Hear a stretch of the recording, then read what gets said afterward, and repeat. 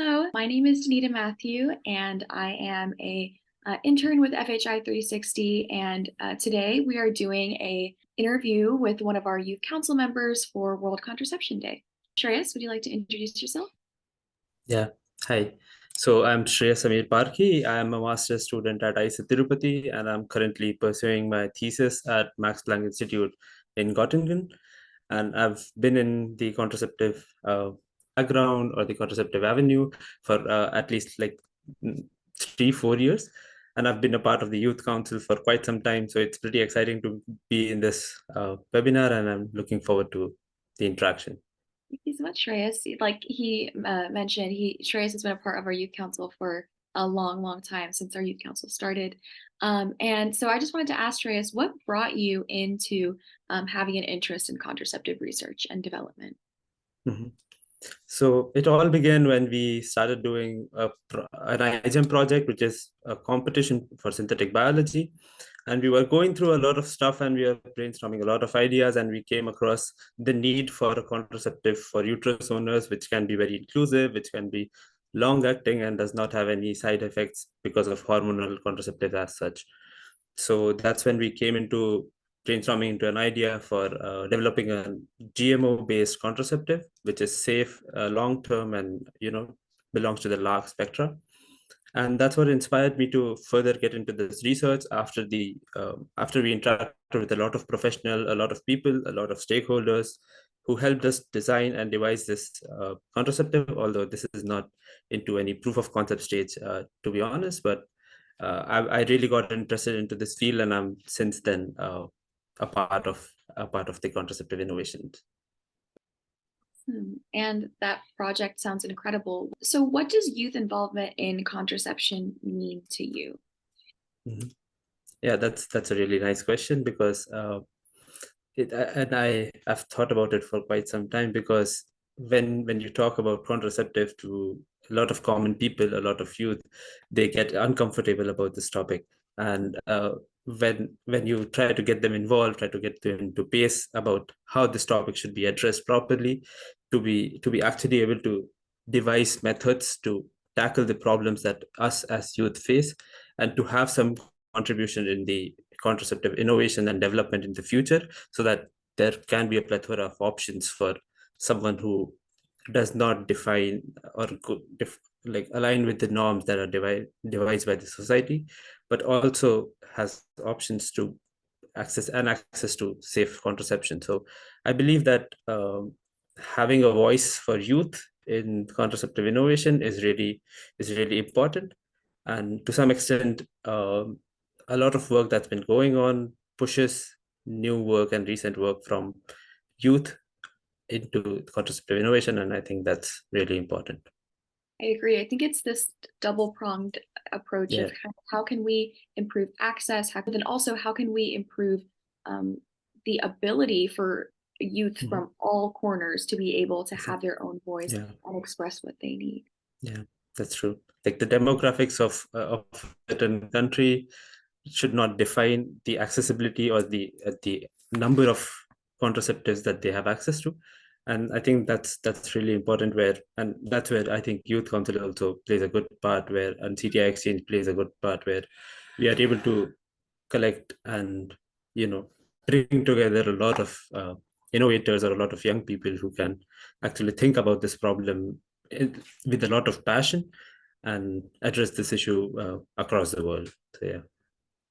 Yeah, I want to talk about that a little bit more, actually. How do Mhm. you think we can better engage youth within this field? Because again, on one end, this is contraceptive research and development is a field that affects so much of people's lives, like being able to have access to contraception. On the other hand, it's almost this kind of like very niche field where not a lot of people know, and there's a lot of almost mystery surrounding how to get involved in this field, what exactly involvement in contraceptive research and development really is. So, what do you think about how we can better engage youth?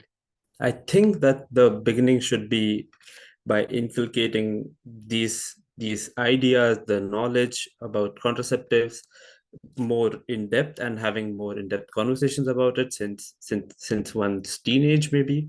So a lot of high schools, maybe in some parts of India, don't have this chapter of sexual reproduction and contraceptives and being skipped over sometimes just because they're not easy to be talked about.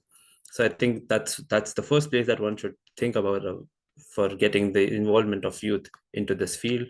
And the next step is to actually introduce this field as a research career, as a more mainstream approach, where a lot of people do study reproductive biology, a lot of people do study stem cells and all of these major fields that are emerging fields like cancer biology in their graduate programs, in their master's programs.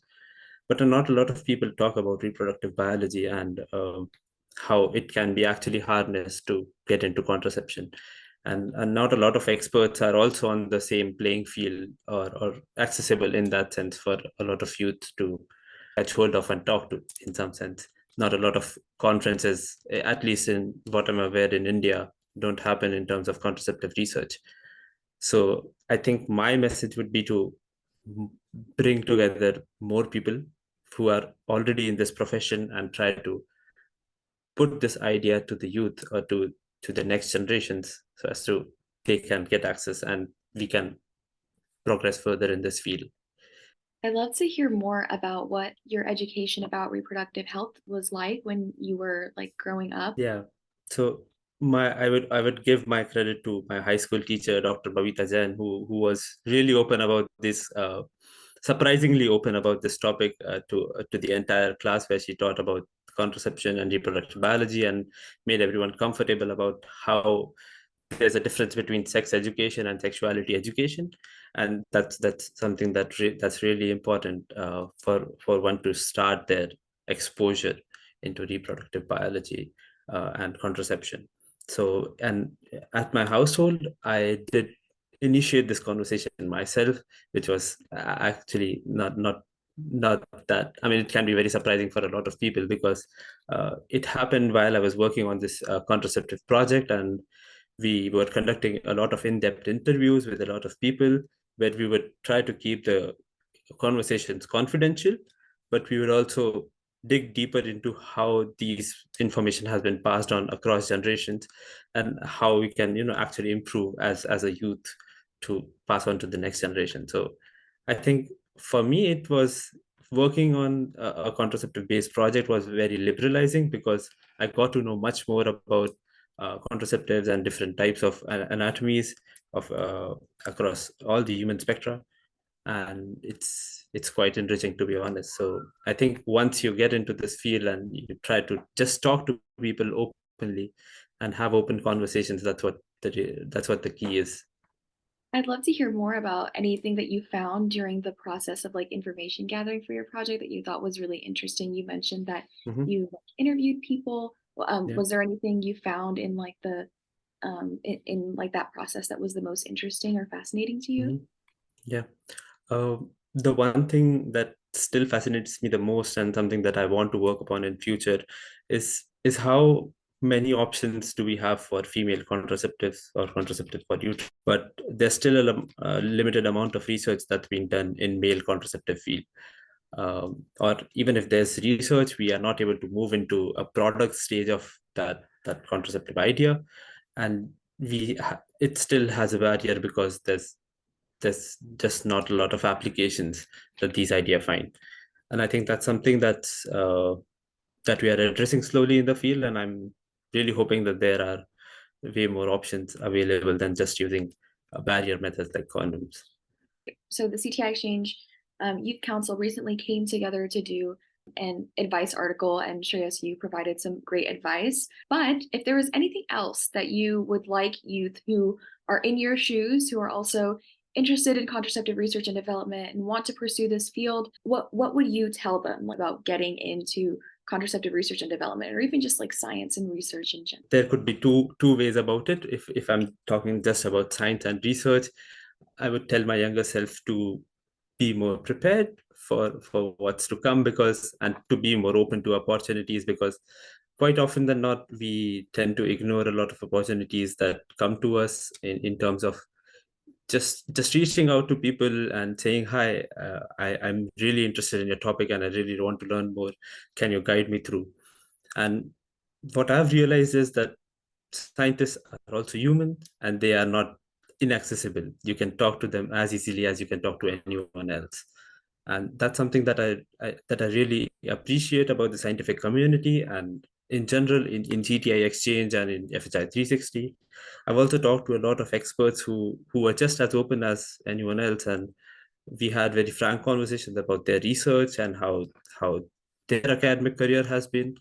I was also a part of the mentorship program last year, which was there by FHI 360 and emerging leaders in contraceptive innovation. And it was a really amazing program where across the 6 months, I was able to talk to Professor Jeffrey Jensen, who is an expert in the field of contraceptives. And he really guided me through in order to, realize the real potential of how one could get into the research, but also be cautious about ideas where one can have very ambitious ideas and one has to somehow narrow down and get into the line about how an actual research is pursued.